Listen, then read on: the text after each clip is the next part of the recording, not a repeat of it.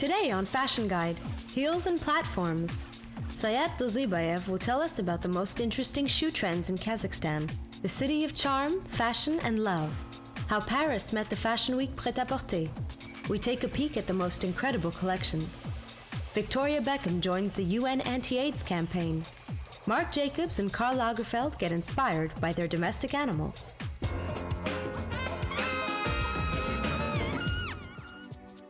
Famous maître of footwear fashion Christian Louboutin once said about the object of his creations, "Shoes change your body language. They elevate you physically and emotionally.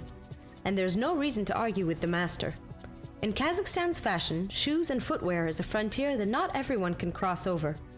The head of the Kazakhstan Fashion Week, Sayat Dozibayev, explains to us why it's so challenging for our local fashion to make heels. I guess the desire to release a line of shoes, to produce them here in Kazakhstan, is not only my dream, not only for our brand Atelier Artisan, but also for every other Kazakh designer. For example, others participate in the Kazakhstan Fashion Week. But here is also a nuance. You know, even in Europe, the young designers in London, Milan, and Paris don't usually have funding to create shoes, because making shoes is not cheap, and half of the cost the designer can spend on clothing. In fact, Kazakh designers' shoes were a rarity not so long ago. Skilled masters were necessary to craft them, and they were not so easy to find in Kazakhstan. So they decided to look for them in Georgia.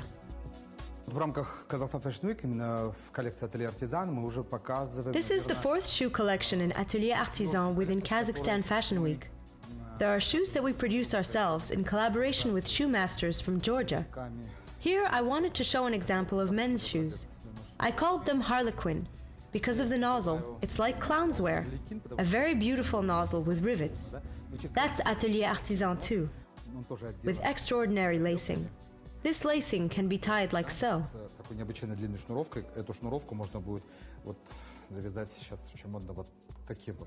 It became much more realistic to embody the bravest designers' decisions. There are all actual trends in these models: unusual prints, relief soles, and ultra-popular laser leather.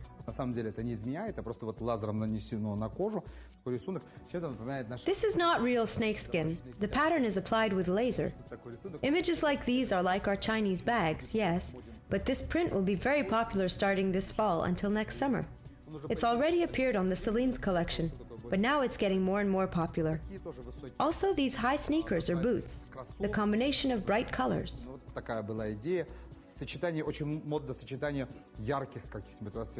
Another Kazakh designer, Aida Kaumenova, is also producing shoes for more than one season.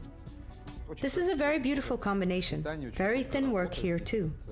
Here are encrusted chain, zipper, and rivets. I think you'll be very unique in shoes like that. The same Georgian designers that are known for their love of original materials are trying to promote shoes too, and their Kazakh audience loves it, as with the brand Salle de Mode. Here is a wooden heel, and the designer's autograph is not ordinarily placed there. And this is original fur. As I understand, it's lamb, karakul here. And of course, there's always boots. They are different in height, as I showed in the men's variation, from short to high. They've used leather here. Among other local names that have already started to produce shoes are also Aynur Turizbek, Alexei Jen, Aidana Kajageldina, and others. Our designers will show us what fashion looks for legs will be popular in the next season, during the fashion weeks this fall.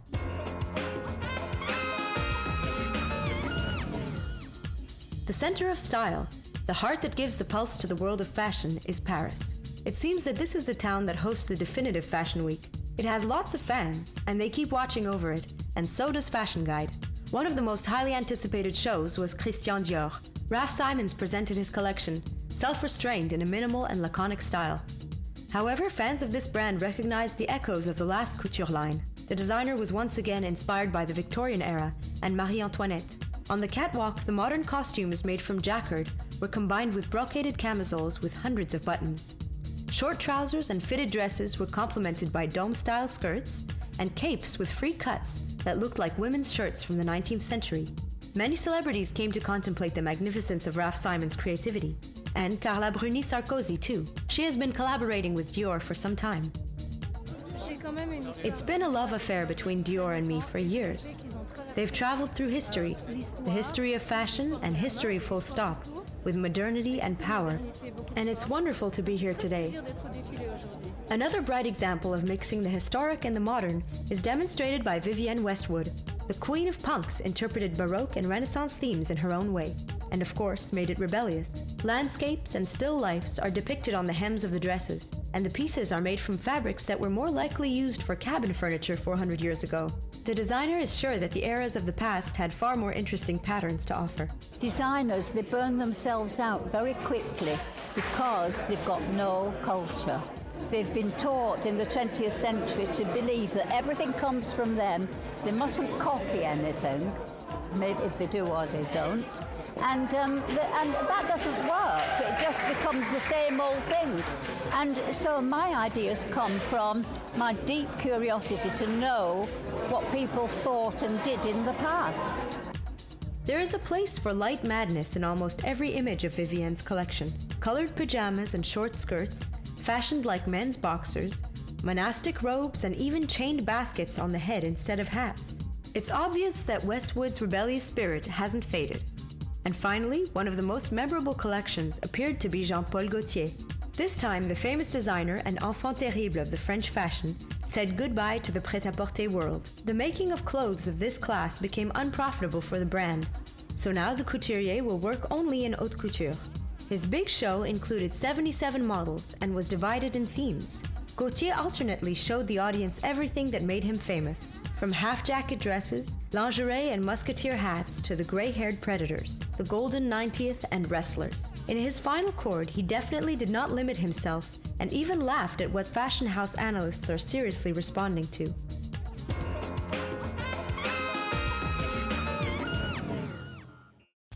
Victoria Beckham is a UN Goodwill Ambassador. The fashion designer and ex-Spice Girl now also became an active participant of the UN Anti-AIDS program. Victoria will help with campaigns directed to eliminate HIV transmission to newborns and to help sick women. She took this decision after visiting South Africa. This is something I feel very passionately about. I recently visited South Africa. I was so touched. You went to Cape Town? I went to Cape Town and I was so touched by the women that I met. I felt inspired and I came home and I knew I had to do something. I didn't know what I had to do, but I knew I had to do something. It's taken me getting to 40 years old to realise I have a responsibility as a woman, as a mother. I have a voice that people will listen to. And I'm taking that responsibility very seriously. This is not the first social initiative for the Beckham family. The couple has helped Elton John's Anti-AIDS Fund for more than 20 years, and David Beckham has been a Goodwill Ambassador for the UN UNICEF Children's Fund since 2005. Victoria also declared that she exposed more than 600 of her outfits at a charity auction to collect money for HIV-positive mothers in African countries.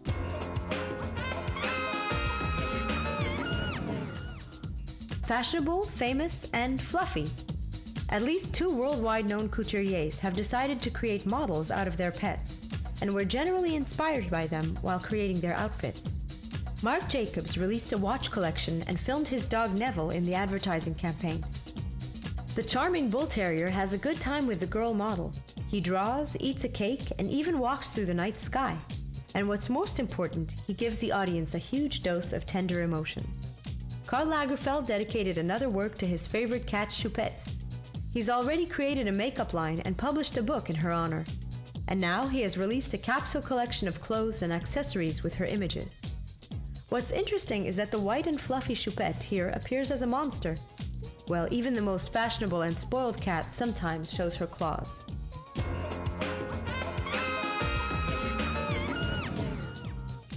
That's all for today. Stay tuned to Fashion Guide and watch our next review of the fashion news at the same time on Kazakh TV.